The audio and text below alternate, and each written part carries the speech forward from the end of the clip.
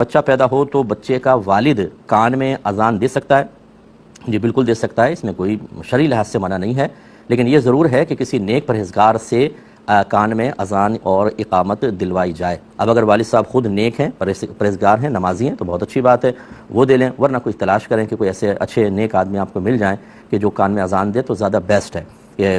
نیک آدمی کی اللہ تعالیٰ ہر چیز میں ایک تاثیر رکھتا ہے، لعاب میں بھی تاثیر ہوتی ہے، آواز میں اچھی تاثیر ہوتی ہے، اس لیے اگر گھٹی دلوائیں تو کسی نیک پرہیزگار سے گھٹی دلوائیں، اس سے بہت اچھا بچے پہ اثرات مرتب ہوتے ہیں۔ صحابہ کرام علیہم الرضوان اپنے بچوں کو نبی کریم صلی اللہ علیہ وسلم کی بارگاہ میں